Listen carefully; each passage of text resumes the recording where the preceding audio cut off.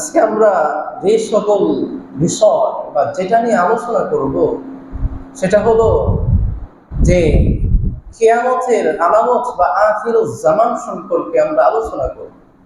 যে আপনি কখন বুঝবেন যে আমার হাতে এখন আর সময় নাই,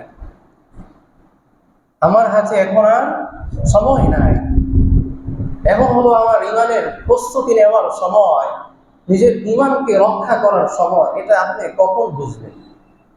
এই সকল বিষয়গুলো নিয়ে আজকে আমরা আলোচনা করার প্রয়াস চালাবো ইনশাআল্লাহ। কিয়ামতের আলামত হলো তিন ধরনের। কয় ধরনের? তিন ধরনের। ছোট, মধ্যম, বড়। ছোট, মধ্যম, বড়। সকল উলামা ইকরামের মতে ছোট এবং মধ্যম ধরনের যে আলামতগুলা আছে এগুলা আমাদের সমাজে, আমাদের পৃথিবীতে প্রকাশ পেয়ে গিয়েছে। ছোট এবং মধ্যম ধরনের যে আলামতগুলা আছে সেগুলা আমাদের সমাজে প্রকাশ পেয়ে গিয়েছে। বড় যে আলামত, এটার ব্যাপারে বলা হয় যে এটা এখনো ওইভাবে প্রকাশ পায়নি। বড় আলামত অনেকগুলা, বড় আলামত অনেকগুলা। ছোট এবং মধ্যম যেই আলামতগুলো আছে এগুলা যেই ব্যাপক পরিসরে বলতে পারেন যে এগুলার আর কোনো কিছুই বাকি নাই। ছোট আলামত যেটা বা বড় মধ্যম যে আলামতগুলো এগুলার আর কোনো কিছু বাকি নেই, অবশিষ্ট নাই। তো ওইভাবে আমাদের বড় আলামতগুলা কি পায় নাই, প্রকাশ পায় না। তো এখন আসেন যে কখন বুঝবেন যে আপনার হাতে কি নাই, সময় নাই। এখন হলো ইমানের প্রস্তুতি নেওয়ার সময়, নিজের ইমানকে মজবুত করার সময় এবং নিজের ইমানকে রক্ষা করার সময়। একটা হলো যে আমাদের নবী মুহাম্মদুর রাসূলুল্লাহ সাল্লাল্লাহু আলাইহি ওয়াসাল্লাম তিনি কি পৃথিবীতে এসেছিলেন না আসবেন? এসেছিলেন না আসবেন? এসেছিলেন। বলা হয় যে নবী করিম সাল্লাল্লাহু আলাইহি ওয়াসাল্লামের এই পৃথিবীতে আগমন করা এইটাই কিয়ামতের বড় একটা আলামত। কিভাবে? কারণ উনি তো এমন একজন নবী যে যার পরে আর কোনো কি নাই, নবী নাই। যেরকম ভাবে আদম আলাইহিস সালামের পরেও নবী ছিলেন, নূহ আলাইহিস সালামের পরেও নবী ছিলেন, যেরকম ভাবে ইব্রাহিম আলাইহিস সালামের পরেও নবী ছিলেন, যেরকম ভাবে মূসা আলাইহিস সালামের পরেও নবী ছিলেন। নবীর যে শেষ হয়ে যাবে এটা তারা ঘোষণা করে যায় নাই। তারা বলেছিলেন যে সর্বশেষ একজন নবী আসবেন, তিনি হলেন মুহাম্মদুর রাসূলুল্লাহ সাল্লাল্লাহু আলাইহি ওয়াসাল্লাম। মূসা আলাইহিস সালামের পরে ঈসা আলাইহিস সালামও এসেছিলেন। তারপর এসেছেন আমার আপনার নবী মুহাম্মদুর রাসূলুল্লাহ সাল্লাল্লাহু আলাইহি ওয়াসাল্লাম। তো ওনার আগমনী বলে দেয় যে কিয়ামত খুব নিকটে। ওনার আগমনী বলে দিয়েছেন যে কিয়ামত খুব নিকটে। এবং নবী করিম সাল্লাল্লাহু আলাইহি ওয়াসাল্লামের এই পৃথিবী থেকে চলে যাওয়া এটা হলো একটা কিয়ামতের আলামত। উনি আসলেন, এসে পৃথিবীতে তাওহীদের বাণী ছড়িয়ে দিলেন, মানুষকে জাহিলিয়ত থেকে, অন্ধকার থেকে আলোর দিকে আহ্বান করলেন, তাদেরকে আলোর পথ দেখালেন, তার দায়িত্ব পূরণ করলেন, মহান রবের দরবারে তার ডাকে সাড়া দিয়ে চলে গেলেন। তো এখন কি নবী আসার আর কোনো সম্ভাবনা আছে? নাই। তো এর দ্বারা বোঝা যায় যে ওনার আগমন এবং ওনার চলে যাওয়া এটা অনেক বড় একটা আলামত। ওনার আসা এবং চলে যাওয়া এটাই অনেক বড় একটা আলামত। উনি চলে গেলেন প্রায় আপনার 1400 বা 1350 বছরের মতো হয়ে গিয়েছে। উনি চলে যাওয়াটা 1400 বছরের মতো হয়ে গিয়েছে। এখন আসেন আরো কি বিষয় বুঝলে বা আরো কি বিষয় ঘটলে আপনি বুঝবেন যে আপনার হাতে কি নাই, সময় নাই। যখন দেখবেন ব্যাপক আকারে সমাজের মধ্যে সুদের প্রচলন প্রসার প্রসার ঘটে গিয়েছে, তখন বুঝতে হবে যে আমার হাতে আর কি নাই, সময় নাই।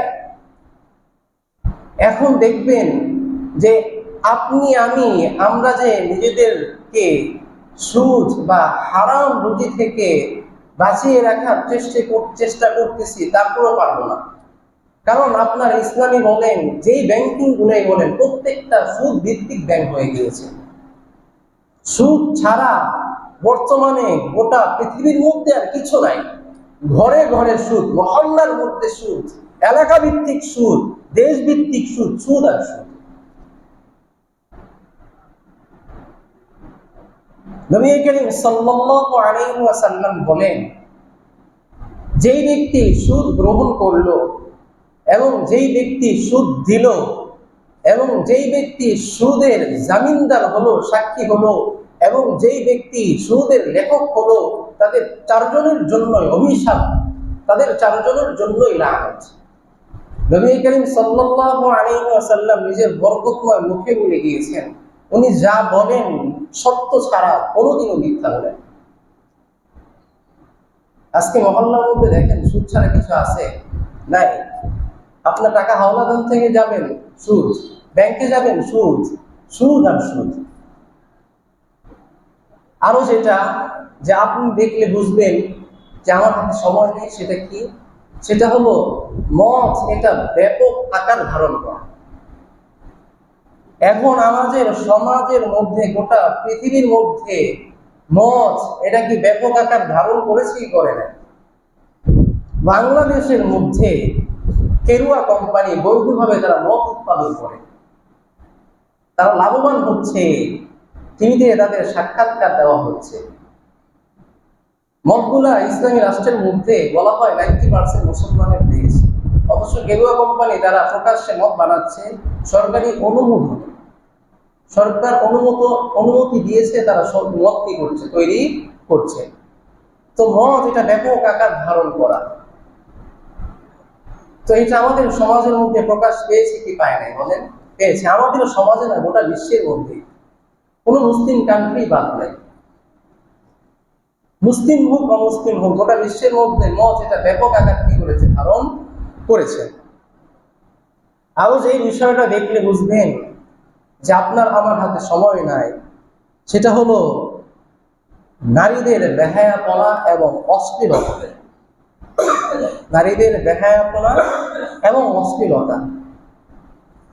আজকে আমাদের মা বোনেরা তারা হিজাবের বিরুদ্ধে আন্দোলন করে, রাষ্ট্রীয় পর্যায়ে যারা দায়িত্বে আছে তারা আল্লাহর কোরআনের আয়াতের বিরুদ্ধে কথা বলে। তুমি পালন করবা না, ঠিক আছে, ফরজ তরক করলা, গুনাহ হচ্ছে, অথচ রাষ্ট্রীয়ভাবে সামাজিকভাবে মিছিল মিটিং করে আল্লাহর কোরআনের আয়াতের প্রকাশ্যে অবমাননা করছে। তারা মনে করে যে টাইট জিন্স এবং টাইট পোশাক এটাই হলো আধুনিকতা, এটাই হলো আপনার অশ্লীলতা। এটা তাদের ভাষা, এটা তাদের মর্ম। তারা স্বাধীনতা বা পোশাকের স্বাধীনতার দোহাই দিয়ে তার প্রকাশ্যে অশ্লীলতা এবং বেহায়াপনার মধ্যে লিপ্ত হচ্ছে। এটা তো কোনো সাধারণ, এটা কোনো ব্যাপক বিষয়। এটা একটা, আপনি রাস্তা দিয়ে যাবেন, প্রত্যেকটা পরিবারের একই অবস্থা। এজন্য আল্লাহর হাবিব বলেন, কুল্লুকুম রাইন, তোমাদের প্রত্যেকের মধ্যে যে লিডার, চাই সে ঘর পর্যায়ের হোক বা সমাজ পর্যায়ের হোক বা রাষ্ট্রীয় পর্যায়ের হোক, প্রত্যেককে তার কৃতকর্ম সম্পর্কে, তার অধীনস্থদের সম্পর্কে জিজ্ঞাসা করা হবে। আপনি ঘরের পিতা বা হেড, আপনার অধীনস্থ আপনার বোন ছিল, আপনার ভাই ছিল, তাদের চালচলনের দায়িত্ব আপনার উপর বর্তায়। তারা যে অশালীনভাবে তারা যে রাস্তাঘাটে বেহায়াপনা করতেছে, আপনার ভাই আমার বোন তারা যে রাস্তায় প্রকাশ্যে জেনার মতো ব্যভিচারে লিপ্ত হচ্ছে, এটা সম্পর্কে শুধু তাকে জিজ্ঞাসা করা হবে না, আপনাকে আমাকেও জিজ্ঞাসা করা হবে। কারণ আমিও তাদের দায়িত্বে ছিলাম। আমি যদি একটু সচেতন হতাম, আমি যদি তাদেরকে একটু ইসলামিক শিক্ষা বা ইসলামিক একটু আলোচনা শোনাতে পারতাম, ঘরের মধ্যে যদি কোরআনের আলোচনা শুরু করতে পারতাম, ঘরের মধ্যে যদি পর্দার ব্যবস্থা করতে পারতাম, হয়তো আপনার আমার ভাই বোনের অবস্থাটা এমন হতো না, তারা অশ্লীলতা বেহায়াপনার দিকে অগ্রসর হতো না, তারা জিনার মতো এরকম একটা ঘৃণিত কাজের মধ্যে লিপ্ত হতো না। এই সম্পর্কে আপনাকে আমাকে জিজ্ঞাসা করা হবে। কুল্লুকুম রাঈন, প্রত্যেক ব্যক্তি যে ঘরের লিডার, চাই সে সমাজের হোক, চাই সে রাষ্ট্রীয় পর্যায়ের হোক, তার অধীনস্থদের সম্পর্কে তাকে জিজ্ঞাসা করা হবে। তো এখন আসেন, যেই বেহায়াপনা বা অস্থিরতা, এটা কি সমাজের মধ্যে আছে কি নাই? আছে। বুঝতে হবে হাতে কি নাই, সময় নাই। আরো কি বিষয়? আরো হলো যে এই যুগে এমন একটা সময় আসবে যখন আমানতদার ব্যক্তিকে খেয়ানতদার হিসাবে সাব্যস্ত করা হবে এবং খেয়ানতদার ব্যক্তিকে আমানতদার বলে সাব্যস্ত করা হবে। এই সমাজে হচ্ছে কি হচ্ছে না? যারা সৎ, এই সমাজে তাদের জায়গা নেই। যারা সৎভাবে চলতে চায়, যারা হক কথা বলে, তাদের কণ্ঠনালীকে চেপে ধরা হয়।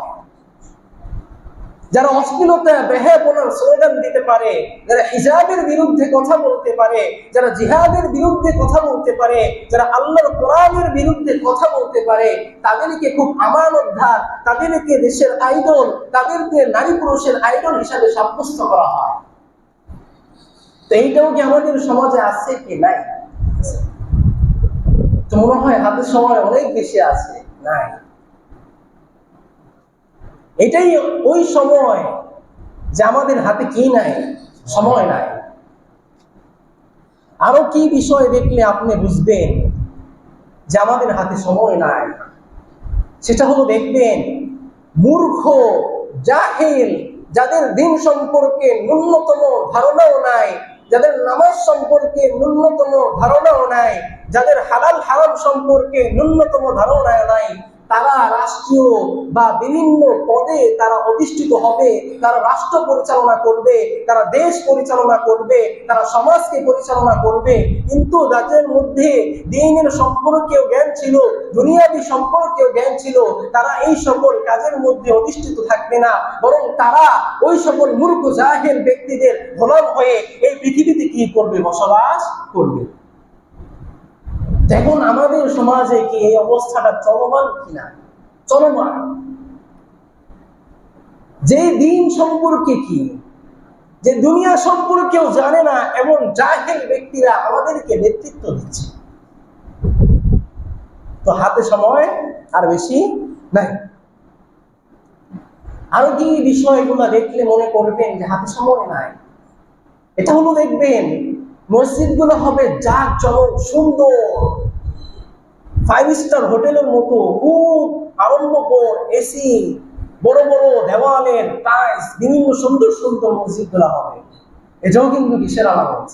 কিয়ামতের আলামত। এটা দেখলেও বুঝতে হবে যে হাতে কি নাই, সময় নাই। এখন তো গোটা বিশ্বের মধ্যে মসজিদগুলা সুন্দর অসুন্দর।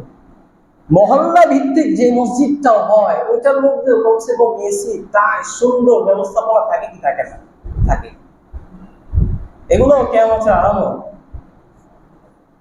তারপর আরো কি বিষয়গুলো দেখলে বুঝবেন যে হাতে সময় নাই? সেটা হলো যে দেখবেন মসজিদের মধ্যে বসে মানুষ গোল হয়ে জট বেঁধে দুনিয়াবী সম্পর্কে তারা আলোচনা করবে। কি সম্পর্কে? দুনিয়াবী সম্পর্কে। আজকে অবস্থাটা হুবহু এমনই। মসজিদের মধ্যে আসে ক্ষমতা দেখাতে, মসজিদের মধ্যে গোলাকার হয়ে দুনিয়াবী সম্পর্কে আলোচনা করে, অশ্লীলতা, বেহায়াপনা, সুদ, জেনা, ব্যভিচার, মদ, পান ইত্যাদি বিষয়ে তারা আলোচনা করে। অথচ বিষয়টা এমন হবার কথা ছিল। আরো কি বিষয়গুলো দেখলে মনে করবেন? সেটা হলো আল্লাহর হাবিব বলেন যে মানুষ আজান দিয়ে নামাজ আদায় করবে কিন্তু তারা মুসলমান হবে না। মানুষ আজান দিয়ে নামাজ আদায় করবে কিন্তু তারা ইমানদার হবে না। এটা এমন কথা। কারণ মানুষ ব্যাপক আকারে ব্যাপক হারে নিজেরা ইমান হারা হবে এবং নিজেরাও জানবে না যে আমি ইমান হারা হয়ে গিয়েছি। ওই অবস্থায় আজান দিয়ে তারা নামাজ আদায় করবে। এখন কি আমাদের সমাজে এগুলো হচ্ছে কি হচ্ছে না? আমরা পূজাও যাই, আবার মসজিদে এসে জামাতে নামাজ আদায় করি। আমরা মঙ্গল শুভযাত্রা করি, আবার মসজিদে এসে কিও করি, নামাজ আদায় করি। আমরা হিন্দুদের উৎসবে গিয়ে শরীক হয়ে যাই প্রকাশ্য একটা ইবাদতের মধ্যে, আবার আমরা এসে মসজিদে নামাজ আদায় করি। আমরা 31st নাইট পালন করি, আবার মসজিদে এসে নামাজও আদায় করি। ইমান চলে গেল, মসজিদে আসলেন, জামাতের সহিত নামাজগুলো আদায় করলেন। হাদিসের সাথে মিল আছে কিনা? কে বলতে পারবেন যে আমার ইমান আছে? কে বলতে পারবেন যে আমি ইমান বিরোধী কোনো কাজ করছি না? কে বলতে পারবেন সৎ সাহস নিয়ে যে আমি ইমান বিরোধী এমন কোনো কাজে লিপ্ত নাই? কেউ বলতে পারবেন? পারবেন না। তো হাতে সময় নাই, সময় শেষ। আখিরুজ জামানের শেষ সময়ে এসে আপনি আমি উপনীত হয়েছে।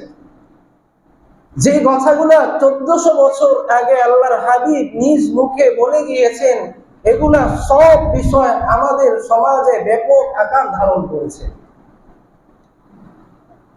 আরো আল্লাহর হাবিব বলেন যে শেষ জামানায় অবস্থাটা এমন হবে যে মানুষ সকাল করবে ঈমানদার অবস্থায় এবং তার সন্ধ্যাটা হবে কাফের অবস্থায়। এইটাই হলো সেই যুগ। সে ফজরের নামাজ আদায় করে মুমিন অবস্থায় মঙ্গল শোভাযাত্রায় গিয়ে সে আবার কাফের হয়ে যায়। সে জোহর করে ঈমান অবস্থায় দুর্গা উৎসবে গিয়ে সে কাফের হয়ে যায়। এটাই হলো সেই সময় যে মানুষ সকাল করবে ঈমান অবস্থায় এবং তার সন্ধ্যাটা হবে কি অবস্থায়? কাফের অবস্থায়। আরো কি বিষয় আপনি বুঝবেন যে হাতে সময় নাই? সেটা হলো যে সময়ের বারাকা কমে যাবে, বরকত কমে যাবে। একটা বছর অতিক্রম হয়ে যাবে, মনে হবে যে একটা মাস অতিক্রম হলো। একটা মাস অতিক্রম হয়ে যাবে, মনে হলো যে একটা সপ্তাহ অতিক্রম হলো। একটা সপ্তাহ অতিক্রম হয়ে যাবে, মনে হবে যে একটা ঘন্টা অতিক্রম হলো। একটা ঘন্টা চলে যাবে, কেমন জানি মনে হবে যে আমি ম্যাচের একটা কাঠি দিয়ে ম্যাচের মধ্যে আমি ঘষা দিলাম, আগুন ধরলো, এমন সময়। বর্তমান আমাদের ওই সময়ে আমরা এসে উপনীত হয়েছে। বছরকে বছর চলে যাচ্ছে, কোন হিসাব আছে? বারাকা পাচ্ছেন? গত সপ্তাহে আমরা জুয়া করলাম, মনে হয় যে একটা সপ্তাহ অতিক্রম হয়েছে। সকালটা যে হলো ফজরের পর, এখন 1টা বেজে গেছে, মনে হয় যে ঘুম থেকে উঠলাম, কিছুই করলাম না, জোহর হয়ে গেল। এই যে একটা রমজান চলে গেল, দেখবেন আপনি আপনার সামনে আবার রমজান এসে উপস্থিত হয়ে যাবে। সময়ের বারাকা নাই। সময়ের বারাকা আরো কি ধারা কমবে? নবী করিম সাল্লাল্লাহু আলাইহি ওয়াসাল্লাম বলেন, পূর্ব পশ্চিমে এবং মদিনাতুল মুনাওয়ারার মধ্যে ঘন ঘন ভূমিকম্প হবে। ঘন ঘন ভূমিকম্প হবে। ঘন ঘন ভূমিকম্প ধারা কি? যে যখন ঘন ঘন ভূমিকম্প হবে, আমরা তো একটা গ্রহের মধ্যে বাস করে কি করি না, তখন এটার গতিবেগ বেড়ে যাবে। তার স্বাভাবিকের তুলনায় এটা বেশি ঘোরা শুরু করে দিবে। তখন সময় খুব তাড়াতাড়ি চলে যাওয়া শুরু করবে। আমরা ওই সময় এসে উপনীত হয়েছি। সময়ের বারাকা নাই। সময়ের কি নাই? বারাকা নাই। নবী করিম সাল্লাল্লাহু আলাইহি ওয়াসাল্লাম বলে, যারও কি দেখলে বুঝবা, সময় হাতে তোমাদের নাই, ইমানের প্রস্তুতি নিতে হবে। যখন দেখবে এই উম্মতেরা তাদের রাত্রি অতিবাহিত করবে মদ্যপান, জুয়া, ব্যভিচার এবং নাচ গানের মধ্যে। মদ্যপান, নাচ গান, ব্যভিচার, জিনা, আরো যত কিছু আছে সব খারাপ জিনিসের মাধ্যমে তারা তাদের রাতকে অতিবাহিত করবে। এখন আপনি অমুসলিম দেশগুলা বাদ দেন, মুসলিম কান্ট্রিগুলোর মধ্যেই তাকান, দেখবেন মদ্যপান, জিনা, ব্যভিচার, অশ্লীলতা, বেহায়াপনা ধারাই তারা তাদের রাতকে অতিবাহিত করে। হাতে সময় নাই, হাতে সময় নাই। আলামত গুলো একসাথে এই সময় আমাদের সামনে উপস্থিত হয়ে গিয়েছে। নবী করিম সাল্লাল্লাহু আলাইহি ওয়াসাল্লাম বলেন, যারা এরকম করবে, অর্থাৎ তাদের রাত্রিকে অতিবাহিত করবে মদ্যপান, জুয়া, ব্যভিচার, জিনা, আল্লাহ তাআলা তাদেরকে শকর এবং বারণে পরিণত করে দিবে।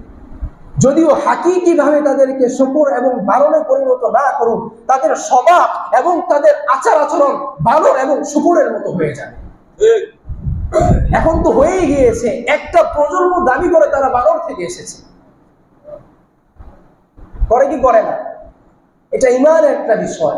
আমাদের মুসলিম বাচ্চাদেরকে তাদের পাঠ্য বইয়ের মধ্যে শিক্ষা দেওয়া হচ্ছে মানুষ এসেছে বানর থেকে।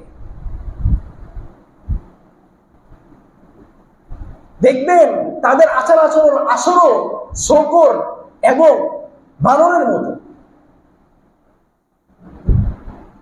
হাকিকি পরিবর্তনই সব না, ভিতরগত পরিবর্তনই আপনার সব। আপনি দেখতে কালো, কুৎসিত, কিন্তু আপনার অন্তরটা সুন্দর, আপনি হলো প্রকৃতপক্ষে আমার আল্লাহর কাছে সুন্দর।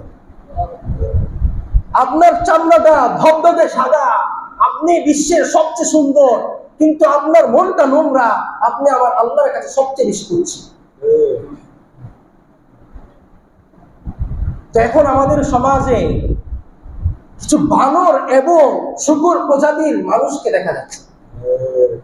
তাদের আচার আচরণ গুলো ওরকম, জঙ্গলি জানোয়ারের মতো তাদের আচার আচরণ। তো আলামত অনেক প্রকাশ হয়ে গিয়েছে।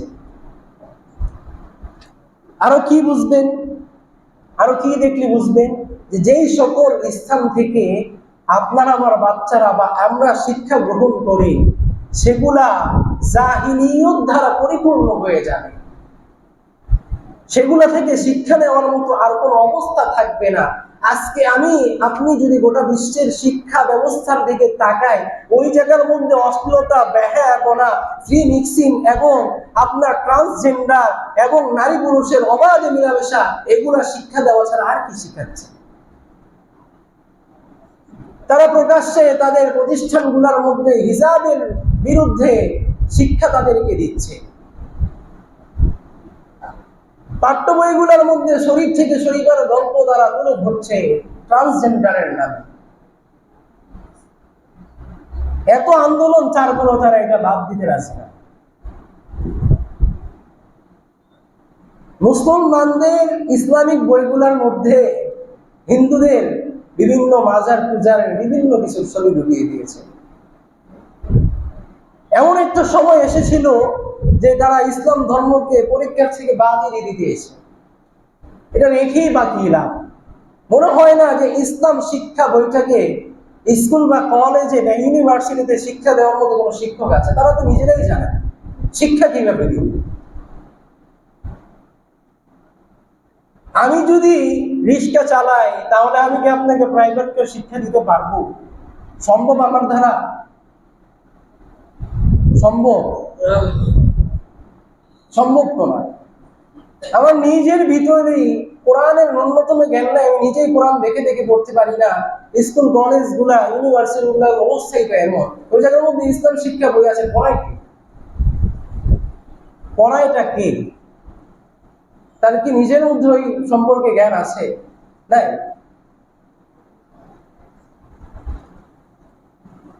ইসলাম শিক্ষা বইটা শুধু কিছু পাতা হয়ে রয়ে গিয়েছে। উপহাসের বিষয় হয়ে রয়ে গিয়েছে।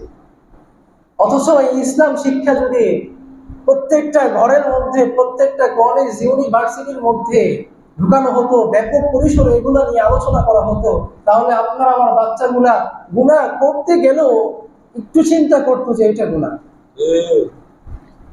তারা গার্লফ্রেন্ড বয়ফ্রেন্ডের নামে তারা রাস্তায় ঘোরাঘুরি করছে, মনে করতেছে এটা হালাল।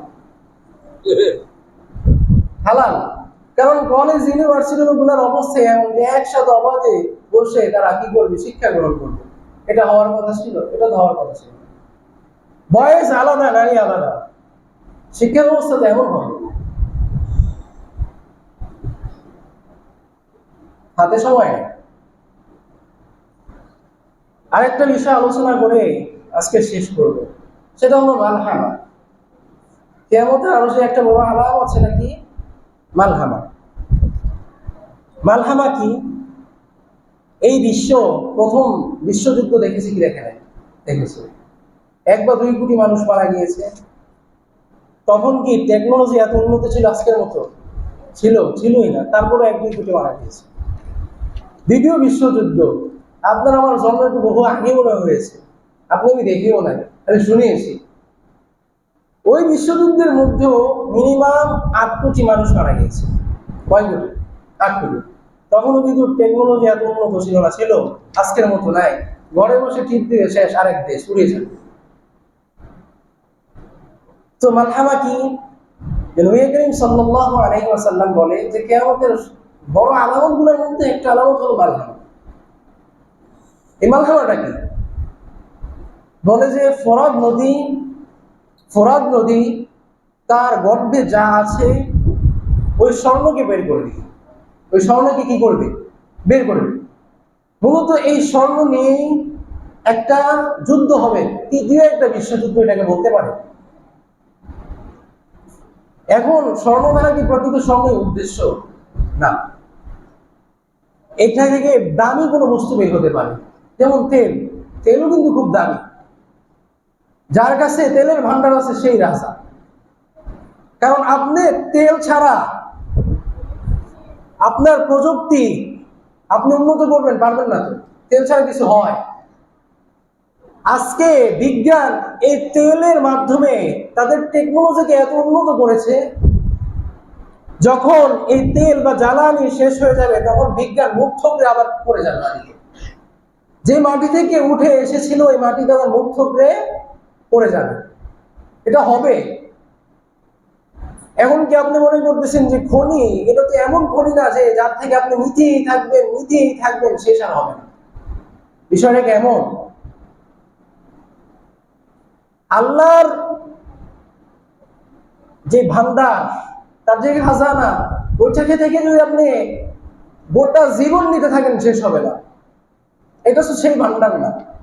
এটা তো ক্ষণিকের কিছু সময়ের জন্য আপনাকে আমাকে আল্লাহ তাআলা দান করেছেন, যাতে করে আমরা আপনারা ওইটা থেকে কিছু নিয়ে আমরা উপকৃত হতে পারি, আল্লাহর ইবাদত বন্দেগী ভালোভাবে কি করতে পারি। তো এই ফোরাত নদী থেকে তেলও বের হতে পারে। তেল। তো কি হবে যে যখন এটা থেকে তেল বা স্বর্ণ যেটাই বের হোক, এটাকে আপনার কালেক্ট করার জন্য, এটার মালিক হওয়ার জন্য 80টা দেশ, 80টা পতাকা একসাথে হয়ে তারা যুদ্ধ করবে। 80টা দেশ। নবী করিম সাল্লাল্লাহু আলাইহি ওয়াসাল্লাম বলে গিয়েছেন ওই পতাকাগুলোও কেমন হবে। ওই পতাকাগুলোও কেমন হবে? প্রত্যেকটা পতাকার নিচে প্রত্যেকটা দেশের থেকে 12,000 করে সৈন্য আসবে। এখন হিসাব করেন 80টা দেশের সৈন্য কত হবে। তারা এই ফুরাত নদীর খাজানা পাওয়ার জন্য তারা যুদ্ধ করবে। যুদ্ধটা কেমন আকারে হবে আপনাকে আমি একটু হিন্টস দেই। সেটা হলো যে এই যুদ্ধে যদি 100 জন মানুষ যায়, 99 জন তারা ইন্তেকাল করবে। 99 জন জায়গার মধ্যে শেষ, একজন বাঁচবে। যে একজন বাঁচবে সে মনে করবে যে খাজানার মালিক আমি, সে খাজানার মালিক আমি। আল্লাহর হাবিব বলেছে যখন এরকম একটা পরিস্থিতি আসবে তখন ওই ধন সম্পদ বা ওই স্বর্ণ তোমরা মুসলিমরা অর্জন করতে গিয়ে হবে। কারণ ওইটা হলো এমন একটা সম্পদ বা এমন একটা খাজানা, অভিসম্পদ অভিশাপের একটা খাজানা। ওটা যেই আনতে যাবে তার অমঙ্গল ছাড়া মঙ্গল আর হবে না। এখন যদি আমি বলি মালহামার কথা, গোটা বিশ্ব কিন্তু এখন দুই ভাগে বিভক্ত হয়ে যাচ্ছে। সামনে এমন একটা পরিস্থিতি আসতেছে যে এই জাতি, এই বিশ্ব তৃতীয় আরেকটা বিশ্বযুদ্ধ দেখবে। এটা এমন একটা হবে যে টেকনোলজি বর্তমানে দেখেন কি উন্নত, সামান্য একটা ড্রোন দিয়েও একটা এলাকা শেষ করে দেওয়া যায়। একটা ড্রোনও 20 কেজির মতো আপনার বারুদ বা গোলা বারুদ গ্রহণ করতে সক্ষম। একটা মিসাইল মেরে দিলে নারায়ণগঞ্জ শেষ, 1000 বারো থেকে নারায়ণগঞ্জ নাই। সম্ভব কি? সম্ভব না। তো টেকনোলজি এত উন্নত, তৃতীয় বিশ্বযুদ্ধ যখন শুরু হবে তখন পারমাণবিক যুদ্ধ হবে। কোন যুদ্ধ? পারমাণবিক।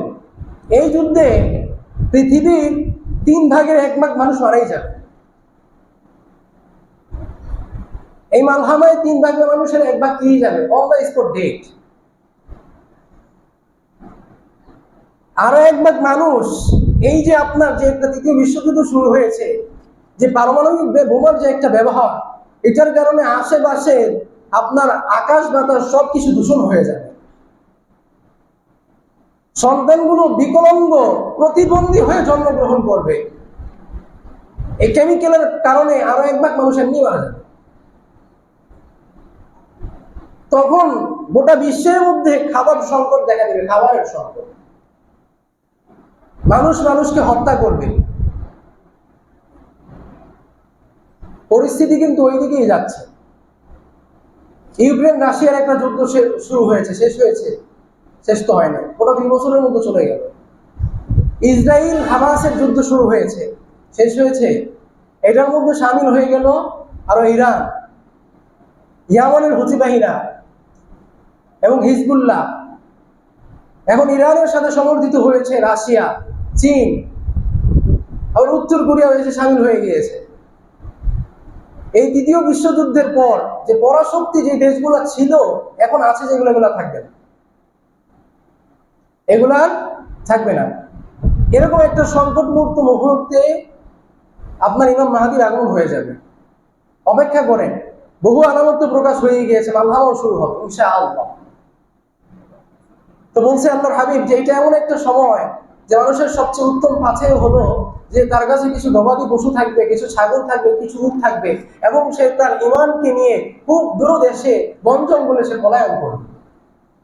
এটা এমন একটা সময় আল্লাহর হাবিব বলেন যে যেই ব্যক্তি দাঁড়ানো থাকবে সে ফিতনার তত বেশি কাছে, যেই ব্যক্তি বসা থাকবে সে ফিতনা থেকে তত বেশি আর একটু দূরে। যেই ব্যক্তি শোয়া থাকবে, একজন ব্যক্তি শোয়া ঘুমানো, যেই ব্যক্তি বসা সে ওই ঘুমানো ব্যক্তির চেয়ে ফিতনার অত বেশি কাছে।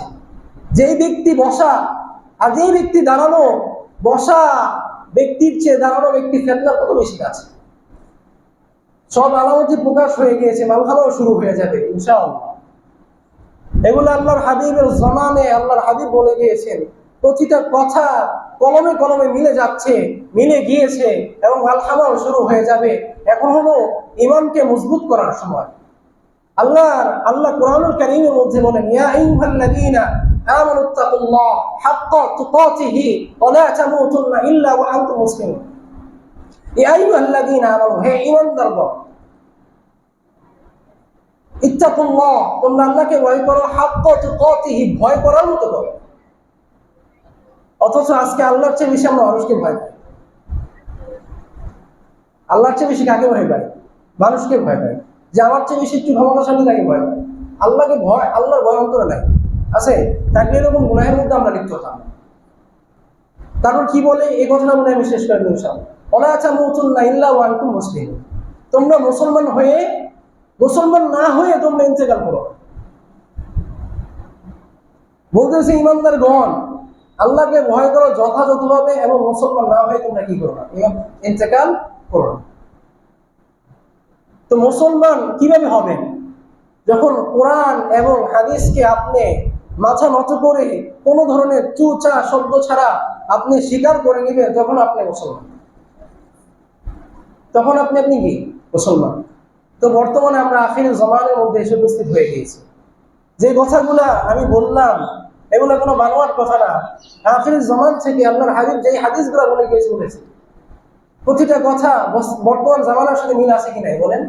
আচ্ছা, আমরা আখির জামানে এসে উপস্থিত হয়েছি, এখন হলো নিজের ইমানকে রক্ষা করার সময়। তো আল্লাহ তাআলা যেই বিষয়গুলো আলোচনা করলাম, এই বিষয়গুলো মেনে এবং যেগুলো থেকে বেঁচে থাকার দরকার, আল্লাহ তাআলা আমাদেরকে বেঁচে থাকার তৌফিক দান করুন এবং আমাদেরকে আমাদের ঈমানকে মজবুত করার তৌফিক দান করুন। এবং আল্লাহ তাআলা যে বলেছেন, ওয়ালা তামুতুন্না ইল্লা ওয়া আনতুম মুসলিমুন, মুসলমান না হয়ে তোমরা ইন্তেকাল করো না। আল্লাহ তাআলা আমাদেরকে যেন ওই তৌফিকই দান করে যে আমরা মুসলমান হয়ে ইন্তেকাল করব ইনশাআল্লাহ। যারা